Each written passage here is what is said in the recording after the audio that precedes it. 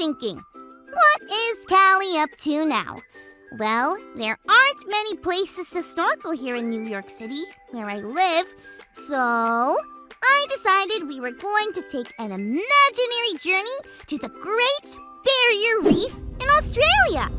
It's another natural wonder of the world.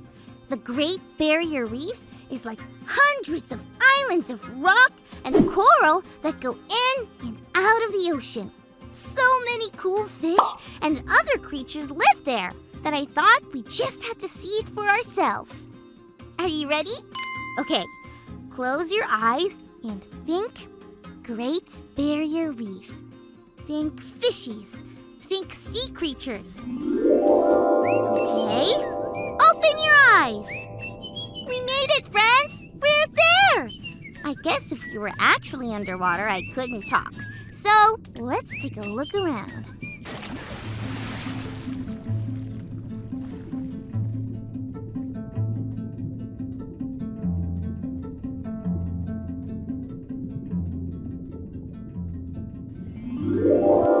Wasn't that incredible? I decided to come up for air for a bit. When my mom was helping me read about the Great Barrier Reef, she read that it has its own ecosystem. That is a big word, but it just means a bunch of living things that help each other survive. They are living for each other. What does that mean? You can live for someone else? I'm gonna keep taking an imaginary look around while we hear our Bible story for today.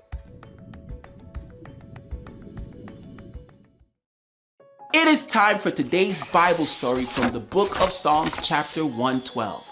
Today, we're looking at yet another psalm. Remember, psalms are like songs or prayers that we give to God as a way of worshiping or showing God just how awesome and powerful we believe God is. Sometimes in life, what we see isn't so wonderful. Sometimes the things we do aren't so wonderful. Even the songwriter didn't always make the best choices. Sometimes he made really poor choices that hurt himself and others. And he knew that God didn't want his people just to talk about loving God. God wants us to show that we love God by the things we do. We need to live for God. And that's what Psalms 112 is about. Verse 1 says, "Blessed are those who fear the Lord and who delight in his commands." This means that the number one thing we can do is to live for God and is to obey what God says, but not just obey. We can gladly obey and do what God tells us to do. We can smile when we give something to someone who needs it. We can hum a cheery tune when we help someone who is struggling. We can do a happy dance when we go to church every week. Verse 6 through 8 says, "Surely the righteous will never be shaken. They will be remembered forever. They will have no fear of bad news. Their hearts are steadfast, trusting the Lord. Their hearts are secure, and they will have no fear." This means that when we listen to God, we don't have to be afraid of anyone or anything else because God will take care of us. We keep doing what God wants us to do even when we don't get it all right. God sees our hearts. When God sees that our hearts are set on following God with everything from our head to our toes, it shows that we can worship by living for God.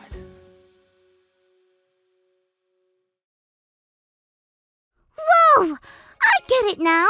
Living for God means I have to show how much I love God by caring for everyone around me.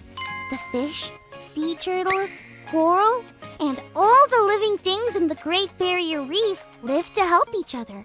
And just like that, we can worship God by helping others.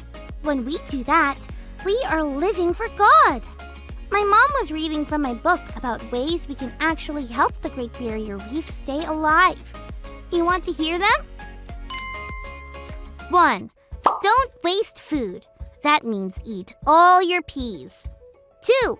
Don't waste water. That means turn the water off when you brush your teeth. 3. Ride with friends or ask your parents if you can pick up people and ride together to church. 4. Don't throw away a lot of plastic bags. If you have toys made out of plastic, make sure you're going to keep them for a while and donate them to other kids when you get tired of them. 5. Ask your parents to unplug things when they aren't using them. Grown-ups can forget that sometimes. Isn't it cool to know that we can worship God by actually doing things to help others and help God's creation? Remember, we have only one God, but there are many ways to worship. We can sing a song or say a prayer before we go to sleep. Ooh.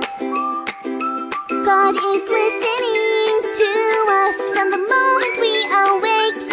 God, I just want to say that I think you're really great. God, you are wonderful, so full of wonder. God, you are wonderful, so full of wonder. So full of wonder, so full of wonder. God, you are wonderful.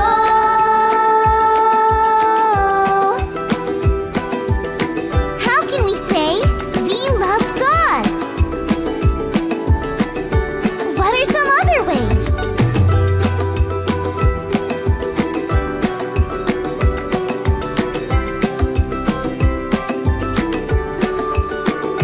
We can worship by putting our hope in God. We can worship by asking for God's help. We can worship by remembering what God has done. We can worship by living for God.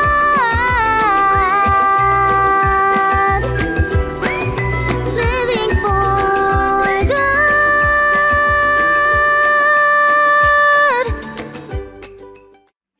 I've had a wonderful time learning and growing with you. Can I tell you a secret, friends? I think you are a wonder of the world. I'll see you next time.